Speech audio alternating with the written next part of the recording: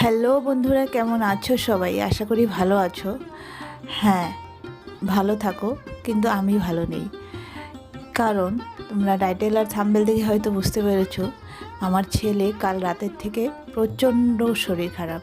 মানে এতটা শরীর খারাপ তোমাদের বলে বোঝাতে পারবো না। ওর এই যে এখন আমি ওর মাথায় একটু ভিক্স দিয়ে দিচ্ছি, আর এখন বেলা 10:30 বাজে। আমি এসেছি ঘরে এই যে বিছানাটা একটু ভাঁজ করবো বলে, কিন্তু বিছানা ভাঁজ করবো কী করে? ছেলে তো বিছানা থেকে উঠতেই পারছে না। তবু ছেলেকে বললাম যে তুমি শুয়ে থাকো, আমি সাইড থেকে কম্বলগুলো ভাঁজ করি। আর এই যে দেখতে পাচ্ছ বিছানার চাদর আর একটা মশারি, এটা ধুয়ে দিয়েছিলাম আমি। এই যে এই আমার একটা নাইটি, এগুলো সব আমি ধুয়ে দিয়েছিলাম। সকালবেলা উঠেই কেচেছি, কারণ রাত্রে ছেলে বমি করে সব নষ্ট করে দিয়েছিল। তো আমি আজকে উঠেছি অনেক সকালে এই যে এই কাজগুলো করতে। মানে আমি মোবাইলটা আর অনই করতে পারিনি, জানো, তোমাদের সঙ্গে যে শেয়ার করবো পুরোটা, তো পুরোটা আজকে শেয়ার করতে পারিনি। এতটা মন খারাপ। মন যদি ভালো না থাকে কিছু ভালো লাগে বলো? তবুও কিছুটা তোমাদের সঙ্গে শেয়ার করলাম।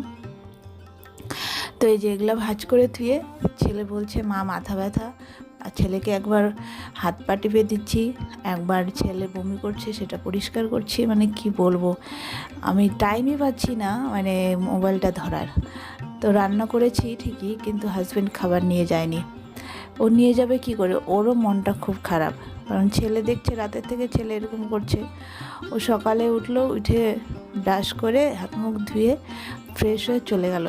আমি টিফিন সাজিয়েছি, ভাত রেডি করেছি, ভাত করেছি আর ডাল করেছি ওর জন্য, ওর টিফিনে দিব বলে ডিমের অমলেট করেছি। কিন্তু ও নিয়ে গেল না, বলল যে নিয়ে যাব না, আমি ওইদিকে কিছু খেয়ে নেব। তো যাই হোক, ও নিয়ে গেল না, এদিকে ছেলেও কিছু খাচ্ছে না, তো আমি কি করে খাই বলো? তা আমি, আমার কথা ছেড়ে দাও, আমি ভাবছি যে আগে এই কাজগুলো করে নিই। কারণ ছেলে একটু পরপরই ডাকছে, কারণ ওর হাত পা ব্যথা করছে। মানে বাচ্চা মানুষ তো, ও বুঝতে পারছে না কোনটা ওর বেশি অসুবিধা হচ্ছে। একবার বলছে মা মাথা টিপে দাও, একবার বলছে মা পা টিপে দাও, একবার বলছে মা পেট ব্যথা করছে। মানে এই করতে করতে মানে আমি পাগল হয়ে যাচ্ছি। এদিকে মনটাও ভালো লাগছে না, ছেলেটা এরকম করছে। তো তোমাদের সঙ্গে তো কিছুটা অংশ হলেও আমাকে শেয়ার করি, তো ভাবলাম এইটুকু অংশ একটু একটু করে তোমাদের সঙ্গে শেয়ার করি। তো তাই শেয়ার করলাম। তো শিলিগুড়ি শহরে ছোট্ট একটা বাড়ি ভাড়া করে আমি আমার ছেলে আর স্বামীকে নিয়ে আমার সংসারটা গুছিয়েছি। তো তবু তোমাদের সঙ্গে সেটাই শেয়ার করছি। কিন্তু তবুও এই যে আমার সংসারে এই কিছু দিন পর পর এই একটার পর একটা বিপদ চলে আসে, জানো তো, এরকমই হয় আমার সঙ্গে। একটু যদি ভালো থাকার চেষ্টা করি, কিন্তু পারি না। কি করব, ভালো থাকতে চাইলেও ভালো থাকতে পারি না। তো এই যে চলো দেখতে থাকো।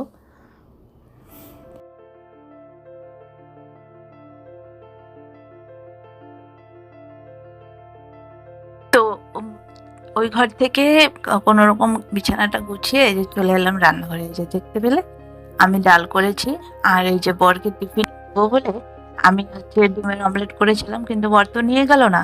আর এটা হচ্ছে কালকের ভাত।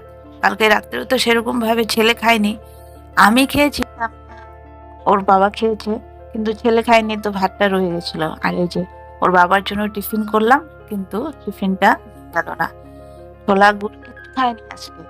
তো এই যে এখন আমি প্রেশার কুকারটা ধুয়ে ভাবলাম, ছেলে তো 10:30 11টা বাজে এখন, তো কিছু খায়নি এই পর্যন্ত, শুধু জল খাচ্ছে, বললাম না জল খাচ্ছে, জলও বমি করে দিচ্ছে। তো আমি ভাবলাম একটু গলা ভাত করি, একদম প্রেশারে একদম গলা গলা করে, তো একটু ভাত করে দিই। তো সেই ভাতটা একটু যদি খায়, তো ছেলেকেও বললাম, তো ছেলে বলল দাও। তো আমি এসে সেটাই বসাচ্ছি। তো চলো।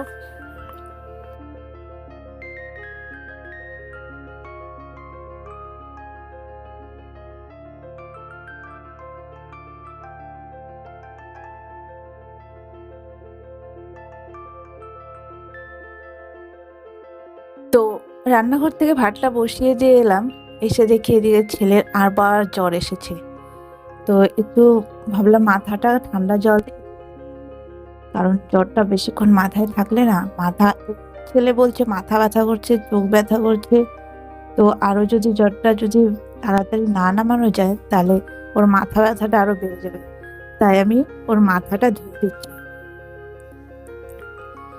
তারপরে জ্বরটা আবার থার্মোমিটার দিয়ে মাপবো, মেপে তারপরে জ্বরের ওষুধ দেবো। জ্বরটা কমলে তবেই ভাতটা খাবে, না হলে যতক্ষণ গায়ে জ্বর থাকবে না ও কিচ্ছু খাবে না, কিছু খেতেই যাবে না, মুখে দিবে না। এমনি তো যা খাচ্ছে, জল খাচ্ছে, জলও বমি করে দিচ্ছে, যেটা খাচ্ছে সেটাই বমি করে দিচ্ছে। তো জ্বরটা কমলে তবে ভাতটা খাওয়াবো। তো চলো আমি ওকে মাথায় জলটা ঢেলে দিই।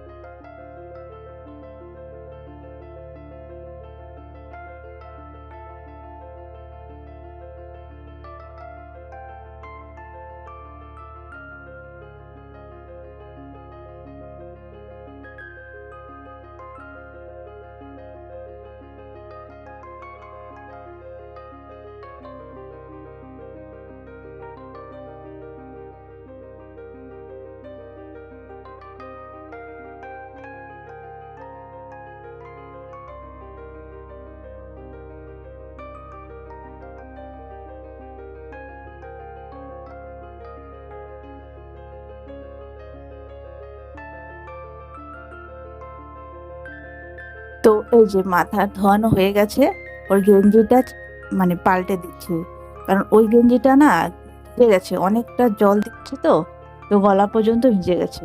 তো স্নান তো করাবো না, মাথাটা ধুয়ে গাটা একটু মুছে দিলাম, আর এই যে গেঞ্জিটা চেঞ্জ করে দিলাম। আর ছেলে একটু জল খাবে, তো জল খাওয়াচ্ছি। তো দেখো শরীরটা কি হয়ে গেছে, এমনি আমার ছেলে রোগা, হ্যাঁ, ওর শরীরে একদমই মানে মাংস নেই।